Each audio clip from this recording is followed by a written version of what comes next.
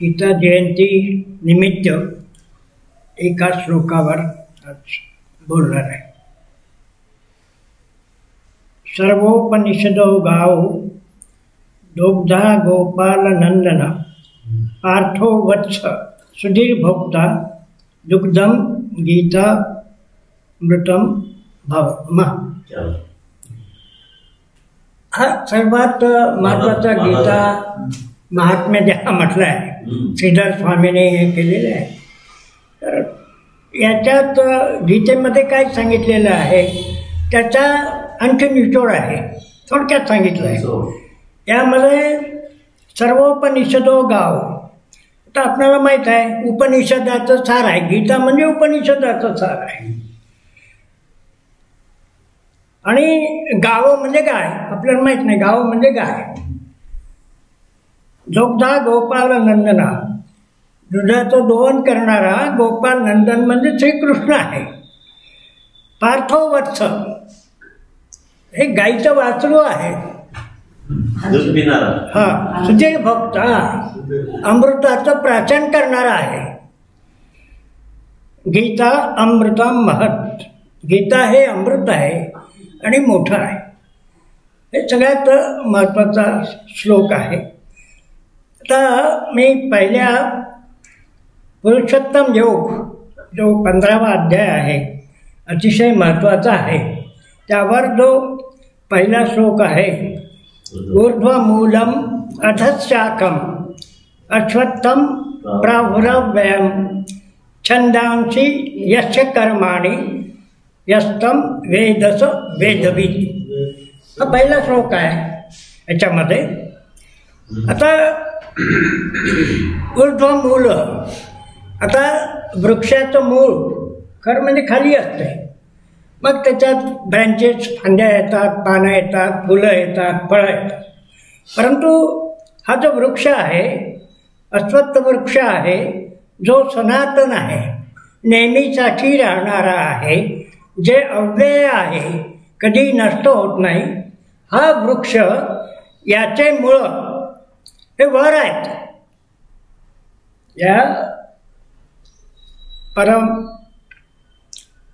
परब्रह्माचे मुळं हे वर आहेत.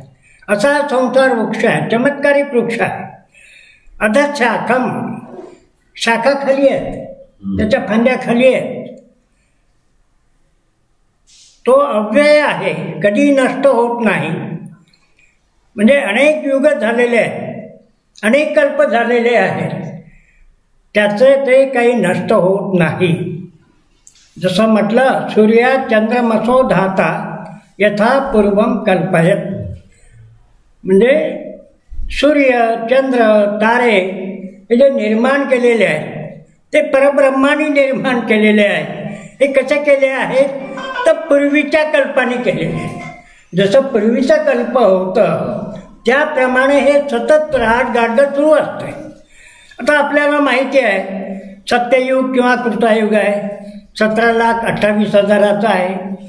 त्रेतायुग 12,96,000 आहे. द्वापारयुग 8,64,000 आहे.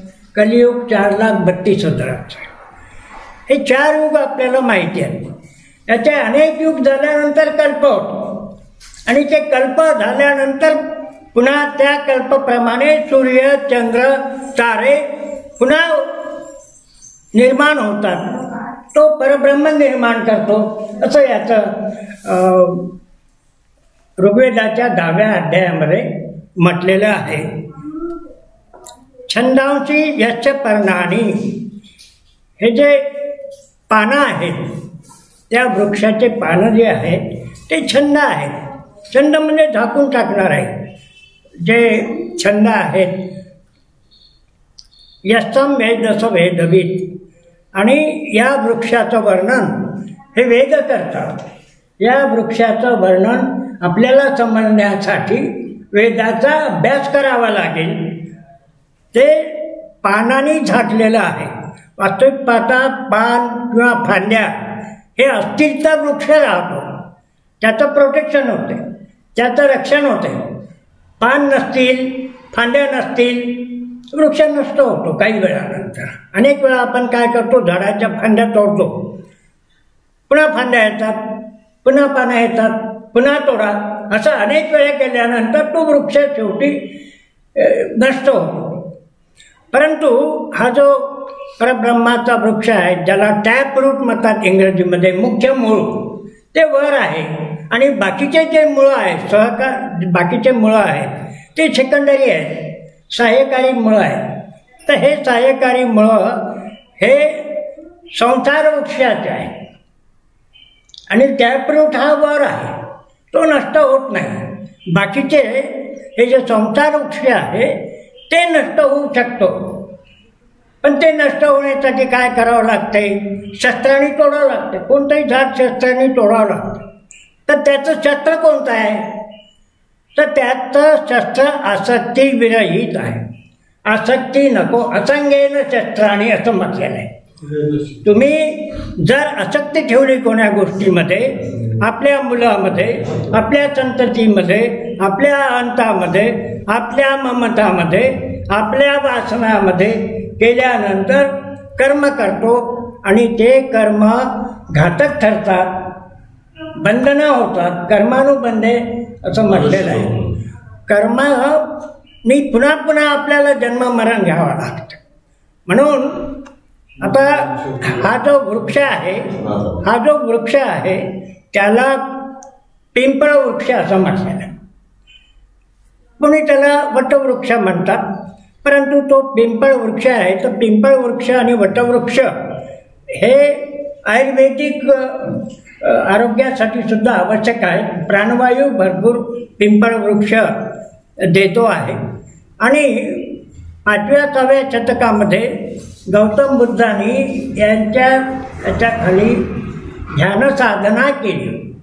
बुद्धगयाला जे वृक्ष आजही अनेक वेळा मधला होतात ते, तर तिथे बुद्धांना ज्ञान प्राप्त झालं बोधी वृक्षाखाली.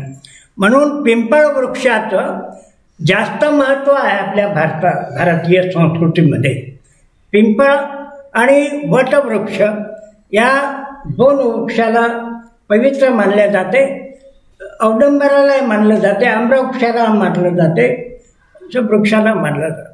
परंतु सगळ्यात महत्त्वाचा वृक्ष हा पिंपळ वृक्ष आहे, वटवृक्ष आहे.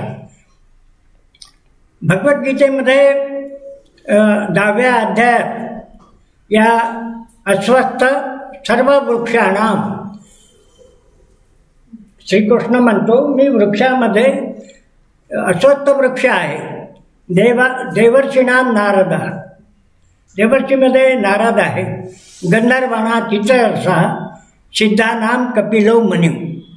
म्हणजे या दीपवृक्षाचं एवढं महत्त्व आहे की श्रीकृष्ण परमात्मा म्हणतात की मी अस्वस्थ वृक्ष आहे. अस्वस्थ वृक्ष म्हणजे कधीही नष्ट न होणार. 2 प्रकारचे वृक्ष आहे. संसार वृक्ष जो नष्ट होऊ शकतो. आपण आसक्ती सोडली, अहंता सोडली, ममता सोडली, वासना सोडली, याची नष्ट केली की आपण निघू शकतो. परंतु आपण हे नष्ट करत नाही आणि म्हणून त्याचा प्रॉब्लेम येतो. आता याच्यात सर्व उपनिषद गावं म्हटलं की सर्व उपनिषदाचं सार आहे भगवद्गीता. तर यामध्ये कठ उपनिषदाचे काही श्लोक जसेच्या तसे आहेत. कठ उपनिषदामध्ये ऊर्ध्वमूलो अवाक शाखा, सनातन आहे, इमॉर्टल आहे, सगळं जग त्यावर स्थापित केलेलं आहे असं कठोपनिषदात म्हटलेलं आहे. म्हणजे कठोपनिषद आणि बाकीचे उपनिषद हे भगवद्गीता त्यापासून निर्माण झालेली आहे. म्हणून त्यांना दोग्धा असं म्हटलेलं आहे श्रीकृष्णाला. आणि श्रीकृष्ण किंवा भगवान बुद्ध किंवा बाकीचे संत, आपण ज्याला परमेश्वर ईश्वर म्हणतो, त्यांचं महात्म्य काय की जे गीतेचं ज्ञान आहे, जे गीतेचं तत्त्वज्ञान आहे ते फक्त त्यांनी सांगितलं नाही, त्याप्रमाणे ते जगले. म्हणून त्यांचं महत्त्व आहे.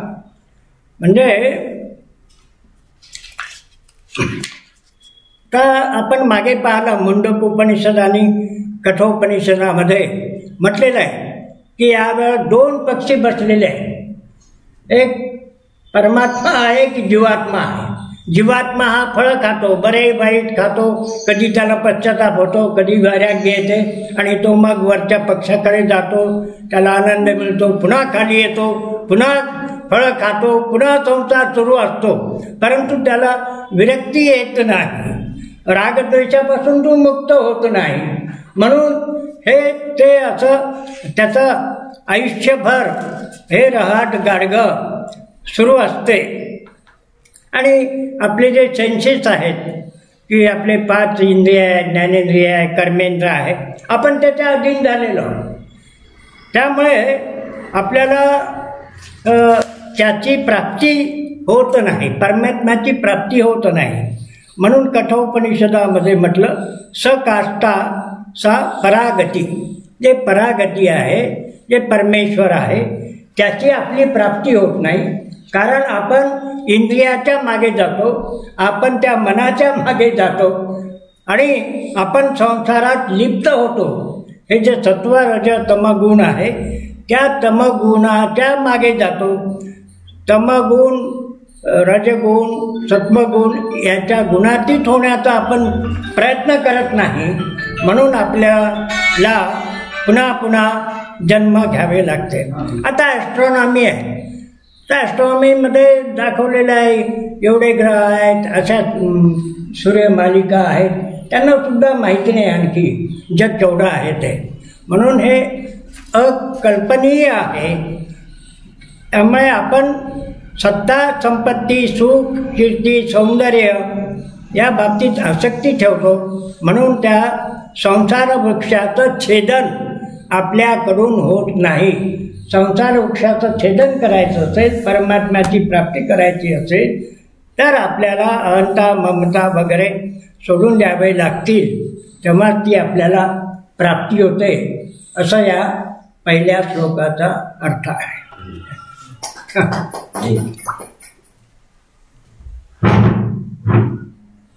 ते घरी बंद असल्यामुळे